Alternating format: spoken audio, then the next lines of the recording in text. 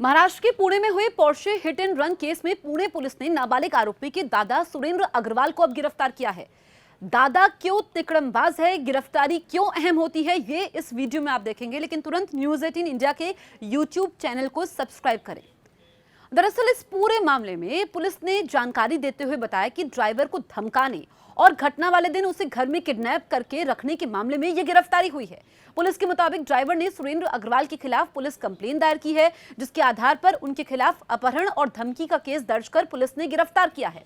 आपको बताएं कि पुणे के कल्याणी नगर में रविवार तड़के इस नाबालिग आरोपी ने अपनी तेज रफ्तार पोर्शे कार से एक बाइक को टक्कर मार दी थी, जिससे उस पर सवार एक युवक और युवती की मौके पर मौत हो गई थी।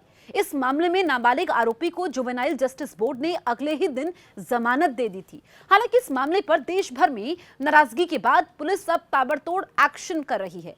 पुणे के पुलिस कमिश्नर अमितेश कुमार ने कहा कि पोर्शे कार हादसे के मामले में सबूतों से छेड़छाड़ कर यह दिखाने की कोशिश की गई कि हादसे के समय गाड़ी 17 वर्षीय लड़का नहीं बल्कि उसका ड्राइवर चला रहा था। उन्होंने कहा कि उनकी ये कोशिश नाकाम रही क्योंकि हमारे पास उसके पब में शराब पीने के सीसीटीवी फुटेज हैं। कहने का मतलब यह है कि हमारा मामला केवल खून की रिपोर्ट पर निर्भर नहीं है, हमारे पास दूसरे सबूत भी हैं। अमितेश कुमार ने कहा कि वो पूरी तरह होश में था, उसे अच्छी तरीके से पता था कि उसके इस कदम से इस तरह का हादसा हो सकता है जिसमें धारा 304 लागू होती है। वहीं आरोपी किशोर को एक्सीडेंट के बाद पुलिस थाने में पिज्जा खिलाने की खबरों पर उन्होंने कहा कि हमने साफ कहा है कि थाने में पिज्जा पार्टी नहीं हुई थी, ये सिर्फ खबर थी, लेकिन हाँ कुछ ऐसा हुआ था कि जिस पर हमने आंतरिक जांच शुरू की। उन्होंने ये भी कहा कि हम इस मामले को पूरी तरह पुख्ता बनाने की कोशिश कर रहे हैं। हमने आरोपी के पिता और बार संचालकों के खिलाफ मामला दर्ज कर लिया है, सबूतों का तकनीकी विश्लेषण हो रहा है। पुलिस अधिकारी ने कहा कि आंतरिक जांच में इस बात की ओर इशारा हुआ है कि मामला दर्ज करने में कुछ पुलिसकर्मियों की ओर से चूक हुई। उन्होंने कहा कि उनके खिलाफ कार्रवाई की जाएगी। उन्होंने कहा हमारी जांच के समय ये बात साफ हो गई कि किशोर ही कार चला रहा था और उसने घटनाक्रम से संबंधित सभी जरूरी साक्ष्य जुटा लिए हैं। उदाहरण के लिए जब किशोर घर से निकला था तो रजिस्टर में उसकी कार के साथ घर से निकलने की एंट्री है। ये अहम सबूत है। पुलिस आयुक्त ने कहा कि तकनीकी और सीसीटीवी सबूतों के आधार पर इस बात की पुष्टि हुई है कि कार को वो नाबालिग ही चला रहा था। उन्होंने कहा कि चश्मदीदों ने इस बात की पुष्टि की है कि घटना के समय कार नाबालिग चला रहा था।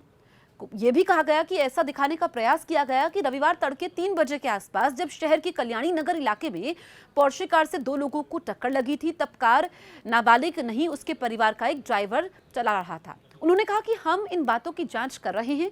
ऐसी कोशिश करने वालों के खिलाफ आईपीसी की धारा 201 सबूत नष्ट करना के तहत कार्रवाई करेंगे। ब्लड सैंपल के बारे में पूछे जाने पर कुमार ने कहा कि नाबालिग को मामला दर्ज होने के बाद रविवार सुबह करीब 9 बजे अस्पताल भेजा गया था। उन्होंने कहा कि रक्त के नमूने लेने में देरी हुई और रात 11 बजे नमूने लिए गए, लेकिन हमारे मामले में खून की रिपोर्ट प्रमुख आधार नहीं है। कुमार ने कहा कि भारतीय दंड संहिता की धारा 304 के तहत मामला दर्ज किया गया है और अच्छी तरीके से नाबालिग को पता था कि नशे की हालत में गाड़ी चलाने से इस तरह का अपराध हो सकता है और लोगों की जान जा सकती है। एहतियातन उपाय के रूप में एक अन्य प्रयोगशाला में परीक्षण के लिए अतिरिक्त रक्त नमूने लिए गए ताकि ये सुनिश्चित किया जा सके कि नमूने और डीएनए रिपोर्ट दोनों एक ही व्यक्ति के हैं। उन्होंने आगे कहा कि हमें रक्त जांच की रिपोर्ट नहीं मिली है, लेकिन प्रक्रिया को तेज किया जा रहा है। कुमार ने कहा कि प्रारंभिक प्राथमिकी में धारा 304A लागू की गई थी, लेकिन उसी दिन इसी जगह धारा 304 को लागू कर दिया गया। पुलिस आयुक्त ने यह भी कहा कि एसीपी स्तर के एक अधिकारी को जांच सौंपी जा रही है ताकि ये पता लगाया जा सके कि क्या सबूतों के साथ छेड़छाड़ या उन्हें नष्ट करने का कोई प्रयास किया गया था। उन्होंने ये भी कहा कि अदालत में पुलिस का पक्ष प्रभावी तरीके से रखने के लिए विशेष वकीलों की नियुक्ति की जाएगी। कुछ पुलिसकर्मियों को गलत तरह से काम करवाने के लिए मनाने के आरोपों के बारे में शिकायतों पर कुमार ने कहा कि पुलिस ने शुरू से ही सख्त रुख अपनाया है। उन्होंने कहा इसीलिए यह कहना सही नहीं है कि पुलिस पर दबाव था या पुलिस की ओर से लापरवाही हुई, लेकिन यह पता लगाने के लिए जांच जारी है कि पहली बार में धारा 304 क्यों नहीं लगाई गई। कुछ चश्मदीदों पर दबाव होने की शिकायतों के बारे में पूछे जाने पर कुमार ने कहा अगर इस तरह की बात सामने आई तो संबंधित पुलिस अधिकारी के खिलाफ कड़ी कार्रवाई होगी।